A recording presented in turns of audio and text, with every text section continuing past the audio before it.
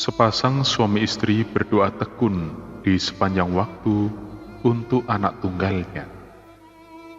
Permohonan yang selalu diminta kepada Tuhan adalah agar kelak anaknya menjadi orang yang berguna.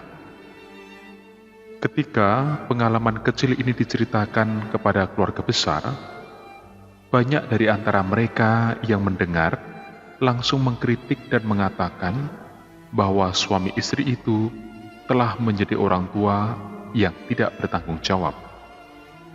Alasannya, karena suami istri itu tidak pernah berdoa untuk kesuksesan dan kehidupan mapan bagi anaknya kelak. Ini sungguh sesuatu yang tidak sesuai dengan kebiasaan orang tua kebanyakan.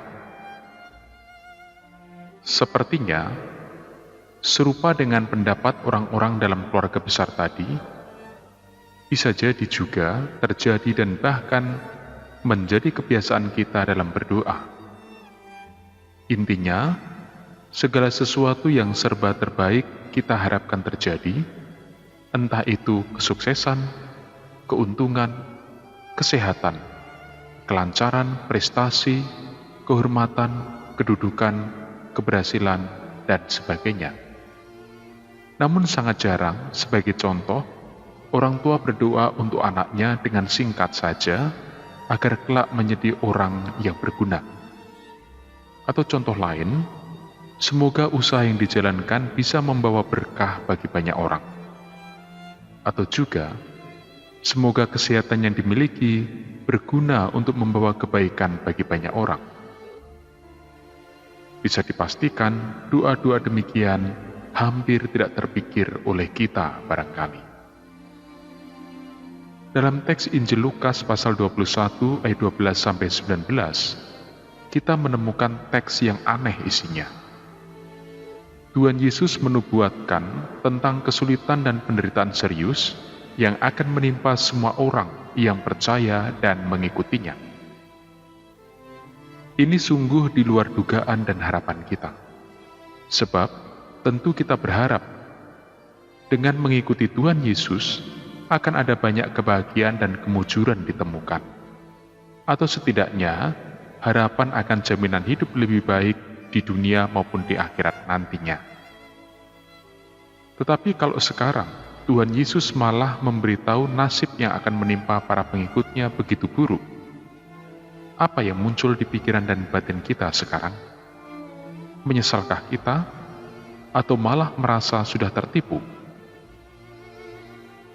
Hal mendasar yang bisa jadi kurang disadari oleh banyak orang Kristiani bahwa beriman dan menjadi murid Yesus bukanlah ibarat suatu pilihan dalam taruhan.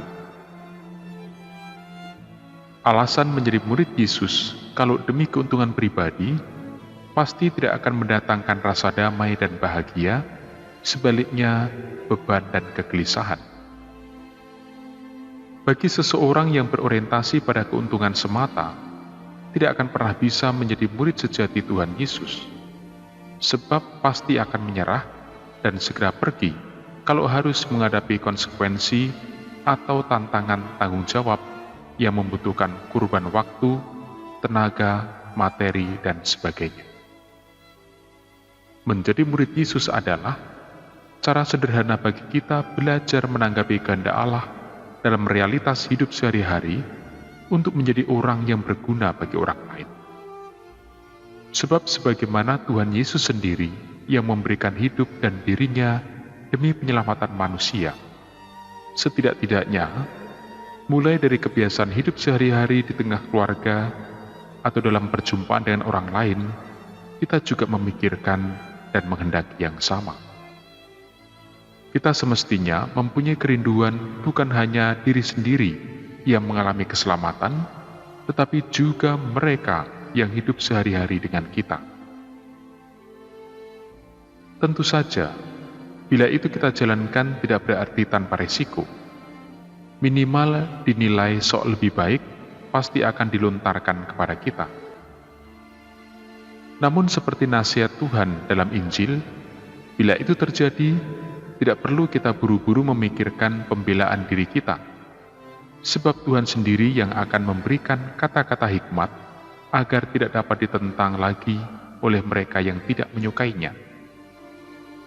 Begitu juga, kalau terjadi kecaman dan penilaian buruk, malah berasal dari anggota keluarga sendiri. Kita diharapkan bukan untuk berbicara banyak, melainkan bersaksi dalam ketulusan dengan mengasihi dan melalui perbuatan hidup benar. Sebab dengan cara itulah, kita membawa dan menunjukkan kebesaran kasih Tuhan kepada orang lain. Sementara itu, mengenai hasil yang akan terjadi, tentu bukan perkara kita untuk memikirkannya. Seorang beriman tidak dikehendaki untuk sibuk menuntut orang lain segera berubah atau bertobat, tetapi mendoakan dan menyerahkannya kepada Tuhan dengan rendah hati. Demikian dahulu para suci memberikan teladan kepada kita cara mempersembahkan hidup kepada Allah sebagai salib yang harus dipanggul sehari-hari dengan tekun dan setia. Kalau demikian, bukankah menjadi seseorang yang berguna bagi sesama jauh lebih membahagiakan dan mendatangkan damai dalam hidup kita daripada mengejar keuntungan pribadi yang membuat kita kehilangan kesempatan mengasihi sesama?